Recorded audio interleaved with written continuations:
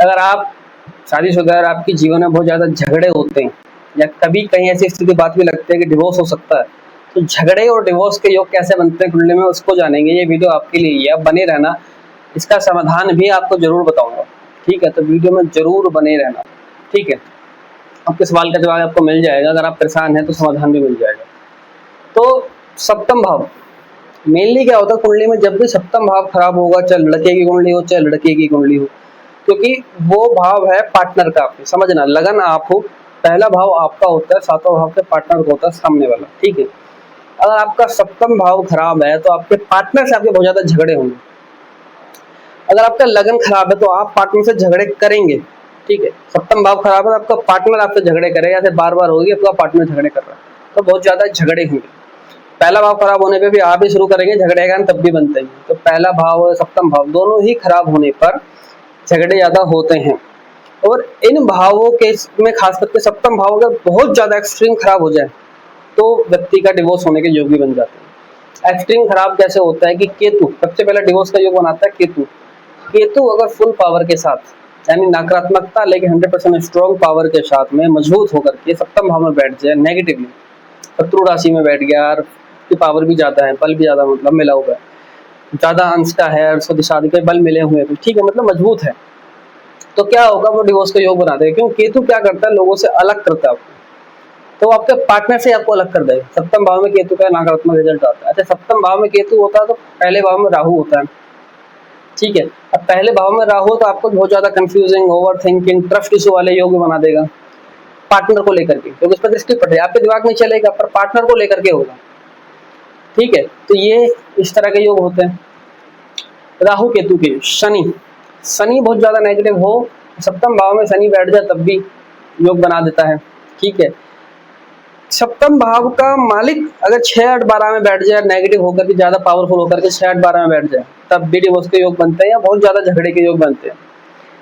मतलब ओवरऑल समझने वाली बात ही है कि अगर सप्तम भाव ही खराब है, सप्तम भाव पे ऐसी खराब ग्रह की दृष्टि डल रही है, राहु केतु की दृष्टि पड़ रही है और वो ज्यादा खराब है, तब डिवोर्स तक के योग बनते हैं। जब थोड़ा कम पावर होती है तो झगड़े बहुत ज्यादा होते हैं, जिनमें सुख शांति नहीं होती, इस तरह के योग बनते हैं।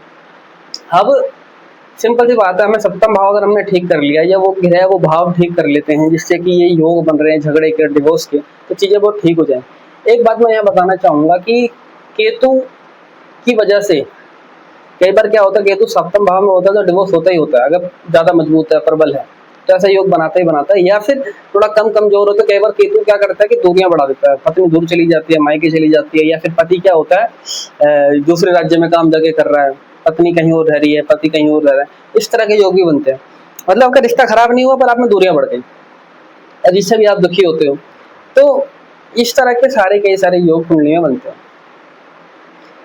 सप्तम भाव और वो सप्तम भाव को अगर आप हील कर लेते हैं या उस पर दृष्टि डालने वाले भाव को आप हील कर लेते हैं, ठीक कर लेते हैं, तो आपको ये समस्या दूर हो जाएगी, लड़ाई झगड़े खत्म हो जाएंगे। तो इसमें पता कैसे चलेगा? सिंपल सी बात है, कुंडली एनालाइज करनी पड़ेगी, सबके हिसाब से अलग अलग कुंडली है। आपकी कुंडली में अगर झगड़े, आपकी लाइफ पार्टनर के साथ आपके झगड़े हो रहे हैं तो क्या दिक्कत है कि कुंडली में, जिस वजह से ये चीजें हो रही हैं। मेरे पास कुछ केस ऐसे भी आते हैं कि जिनकी कुंडली में ना सप्तम भाव ठीक है, सप्तम भाव की समस्या नहीं है, सब बढ़िया चल रहा है, पर क्या होता है फिर भी लड़ाई झगड़े होते हैं। कहते हैं फिर लड़ाई झगड़े क्यों हो रहे हैं? पंचम भाव, पहला भाव ये खराब हो जाए कई बार, क्योंकि आप ओवर थिंक करते हो, किसी को ओवर थिंक के योग बन गए, ट्रस्ट इशू के योग बन रहे हैं, आपके साथ दिक्कत है, आप स्ट्रेस में आ जाते हो, कई बार डिप्रेशन में आ जाते हो, चिड़चिड़े हो जाते हो, ये भी झगड़े के योग बनाता है। पर इसमें आपका पार्टनर को छोड़ के नहीं जाता, पर झगड़े वगड़े होते रहते हैं, आप परेशान होते रहते हो, इरिटेट होते रहते हो, पार्टनर भी आपकी बातों पर इरिटेट होता रहता है, तो इस तरह के योग बनते हैं। समाधान क्या है? सप्तम भाव को हील करना बहुत जरूरी है, सप्तम भाव को देखना बहुत जरूरी है, और उसको ठीक करना, उसके हिसाब से मंत्र, उपाय, पूजा पाठ, आराधना करनी जरूरी है। तो एक बात मैं समझाना चाहूंगा कि जो भी झगड़े हो रहे हैं, जो भी कलेश हो रहा है, जो भी चीज आप भोग रहे हो, जिस चीज से भी आप परेशान हो अपने जीवन में, वो आप किसी न किसी कर्म का फल है, जो पूर्व जन्म के कर्मों का फल मिल रहा है। एस्ट्रोलॉजी हमेशा याद रखना, हमें मार्ग बता देती है कि हाँ भाई ये समस्या है, इस कारण से था, ठीक है? आपका पार्टनर इस जन्म में अगर आपको तंग कर रहा है तो हो सकता है पिछले जन्म में आपने उसको तंग करा होगा, इसलिए वो उस जन्म में चीजें भोग रहे हो कर्म, या आपने किसी ऐसे इंसान को तंग करा होगा, तो इस वजह से आप भोग रहे हो, तो भोगना ही पड़ता है। अगर आप वो भोगना नहीं चाहते, बहुत से लोग मिलते हैं मुझे नहीं भोगना, मैंने को नहीं पता मैंने क्या करा था, भोगना तो देखो पड़ता है। पर आप भगवान की आराधना से, मंत्र जाप, पूजा आराधना से उसको बहुत हद तक कम कर सकते हैं, पर फिर भी कुछ परसेंट भोगना पड़ता है। ये मेरा अनुभव है, मैंने बहुत सी कुंडलियाँ देखी तुमसे। पूजा पाठ आराधना की चीजें कम हो जाती हैं, बहुत कम हो जाती है, पर फिर भी कुछ हद तक भोगना पड़ता है। अगर लड़ाई झगड़े के योग हैं तो अगर आपने आराधना की, उस भाव को ठीक कर लिया, उस ग्रह को ठीक कर लिया तो ठीक तो हो जाएगा। तब फिर झगड़े इतने कम होंगे कि वो चल जाता है, नॉर्मल होता है। तो वो भोगना तो पड़ेगा आपको, जो बिल्कुल ही झगड़े ना हो, बिल्कुल स्मूथ हो जाए, वो नहीं होता।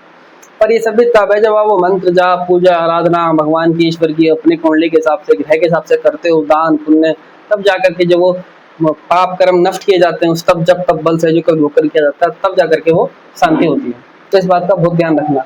एक बात सीधी आप सब समझ लें, जो भी इस वीडियो को देख रहे हैं, कि अगर आपके जीवन में कुछ भी कष्ट है, और वो एस्ट्रोलॉजी से कैसे ही पता लग रहा है, तो आपके ही कर्मों का फल है और वो कर्म आपको भोगने पड़ेंगे।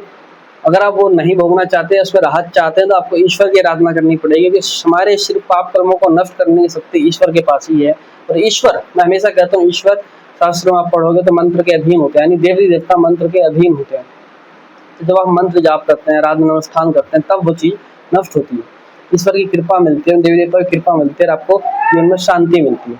तो इस बात को समझना बहुत जरूरी है। तो मैंने दोनों ही योग बता दिए। बचना चाहते हैं तो इन चीज़ों को उपाय समाधान कीजिए, मेहनत लगेगी तो करना तो पड़ेगा। ठीक है, चलिए, वीडियो अच्छी लगी हो, ज्ञान अच्छा लगा हो, समझ में आया हो कुछ, क्योंकि मेरे बताई नॉलेज वो है जो इधर उधर की चीज़ नहीं है, हाथ पे नंबर लिख लो या कुछ कर लो, या मैं बताऊंगा सही नॉलेज, सही ज्ञान, जो जीवन में सार्थक होगा, जो सही होगा, जो जिसका सही ज्ञान है। ठीक है, सीधी सी बात है। तो अच्छी लगी हो तो वीडियो को लाइक करना, अच्छी ना लगी तो डिसलाइक कर देना, कमेंट करके बता देना कैसी लगी है। ठीक है, कमेंट अच्छी लगी है तो अच्छी बातें लिख देना, बुरी लगी तो गालियाँ बक देना, कोई फर्क नहीं पड़ता। शेयर कर देना किसी को जरूरत हो तो, बाकी सब्सक्राइब कर देना, और भी ऐसी वीडियो नॉलेज आपको मिलने वाली है। ठीक है, कुंडली दिखवाना चाहते हैं आपको, तो स्क्रीन पे नंबर दिख रहा होगा, मुझे व्हाट्सअप कर सकते हैं, मैं आपकी कुंडली देख करके आपको बता दूंगा कि हाँ, आपके जीवन में ये समस्या किस कारण से, क्या उपाय आपको करना चाहिए। धन्यवाद।